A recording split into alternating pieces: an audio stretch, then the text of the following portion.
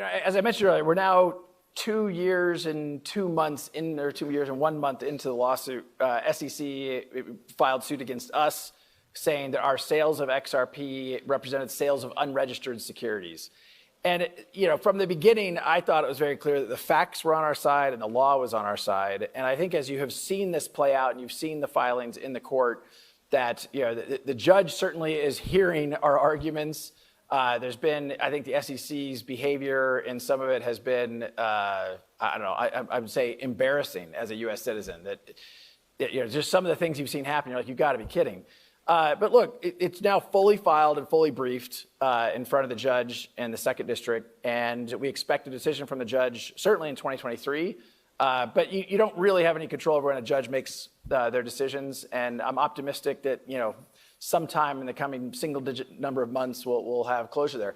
To your question about settlement, I mean, the problem here is the SEC, and particularly Gary Gensler, has articulated a view that all crypto is a security. The only way that Ripple would settle, and I've said this at the very beginning, the only way we would settle is if there's clarity that XRP is not a security on a go-forward basis. So you have this conundrum where the SEC is saying all crypto is a security. We're saying there's only a settlement if we can say XRP is not a security on a go-forward basis. So the Venn diagram for settlement is, I think, zero. So I think we're going to end up letting the judge decide, and I'm very optimistic. And I think people here in this audience know, and here at Davos know, this case is very important to crypto, not just for Ripple. It's for the whole industry. And I think that the fight that we've been fighting really, in some ways, has been for the whole industry. And in terms of the SEC specifically, you've been critical of the way the US has approached regulation towards the industry. What exactly are you concerned about, and why are you critical of the way the US is approached? Well, two things. One, something called regulation through enforcement is never a particularly efficient way to regulate, right? If you want to regulate, do the work, write the rules, codify the rules. And when a company comes to you and says, hey, help me understand the rules, I want to make sure we're following the rules, help them understand the rules.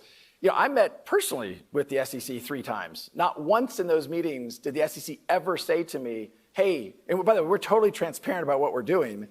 Not once did the SEC say, hey, we think XRP might be a security. So then for the later on to go back and say, hey, the whole time we thought XRP was a security, we just didn't tell you. That doesn't feel like a genuine partnership between public sector and private sector. Moreover, and some of this stuff I'll be more vague about because some of this stuff, it hasn't been public yet. But there's something called the Hinman email. Bill Hinman, the director of corporate finance at the SEC, gave a speech in June 2018 about how ETH had been a security, but had magically become not a security.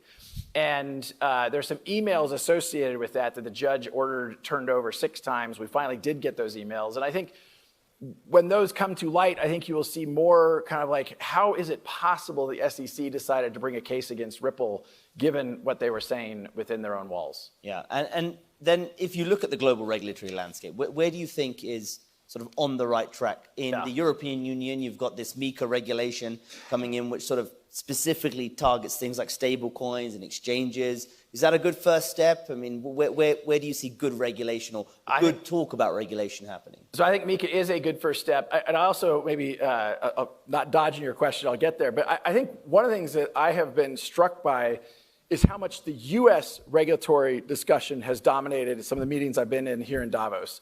And it loses sight of the fact that globally, the direction of travel on crypto regulation is actually quite positive.